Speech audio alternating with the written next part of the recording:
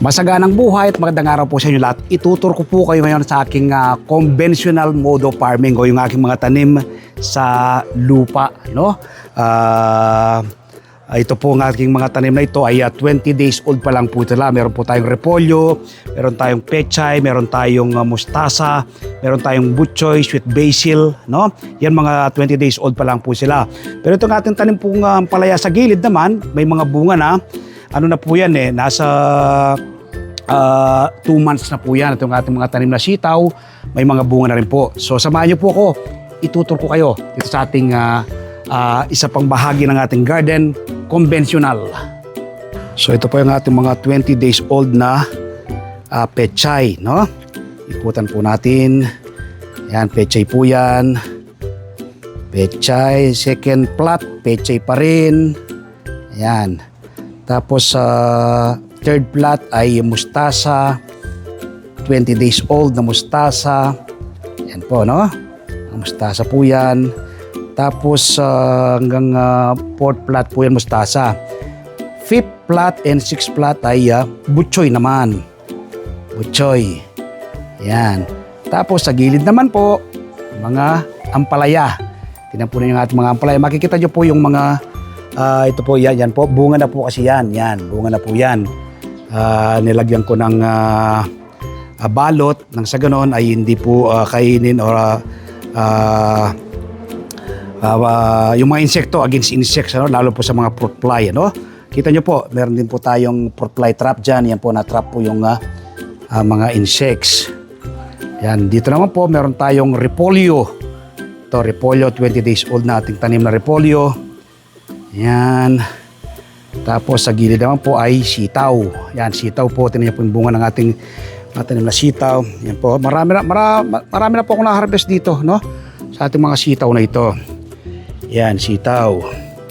Tapos meron po tayo dito sweet basil. Sweet basil. Direkta po sa lupa yung mga yan. Meron tayong saluyot. Ito, saluyot. Yan, saluyot po yan. Meron po tayong mani, no? Peanut. So, yan po yung peanut. Yan. Tapos maganda po yung setup natin dito. Ayan, no? Tingnan niyo po. Meron tayo ditong parang yung pinaka-gate niya, no? Yan. So, yun po. Ang gandang pagmasdan, di po ba?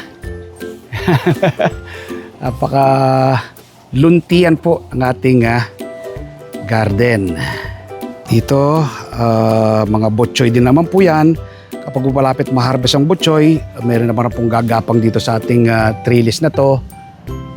Ng mga, magtatanim naman tayo dyan ng patola, upo, no? Yan.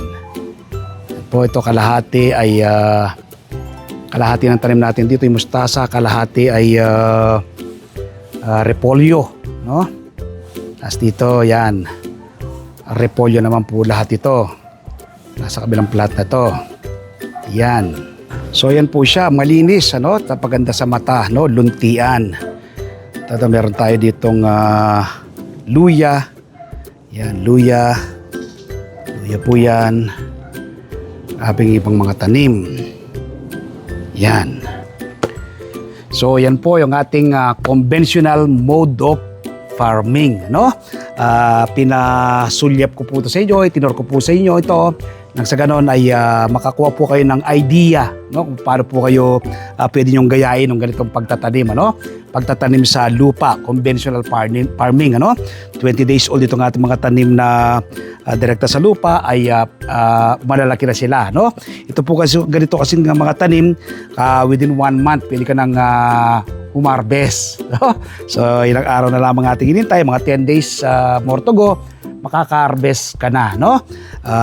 Nais ko po kayong ma-motivate, no? Ma-inspire at ma-educate kaugnay ng pagtatanim ng ating sariling pagkain, no?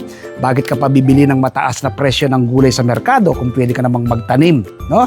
Pag wala po kayong enough space na ganito, sa mga bote po, pwede kayong magtanim. Wala po kayong puhunan na gagamitin, mga bote ng mineral water. Mamaya itutur ko naman po kayo sa aking mga tanim na nasa mga bote lang, sa mga paso at sa mga timba. So itong pinasulyap ko po sa inyo ngayon ay itong ating conventional mode of farming na nakatanim sa lupa. Kumpleto na po kasi ito ang ating mode of farming.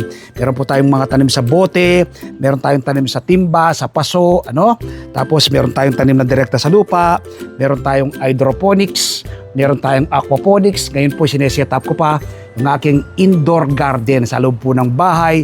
Kahit wala pong nasisinaga ng araw, gagamit lang po ako ng LED light, ay pinuputap na po ngayon.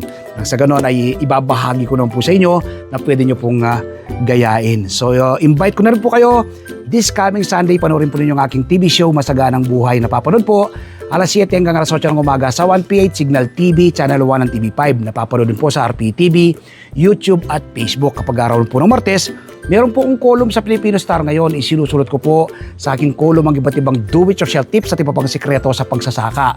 At siyempre sa Facebook page, Facebook profile, TikTok, nagbabahagi rin po tayo ng kaalaman. At yung hindi pa po nakasubscribe sa aking YouTube channel ang Bagsak Reporter, mag-subscribe na po kayo, like and share.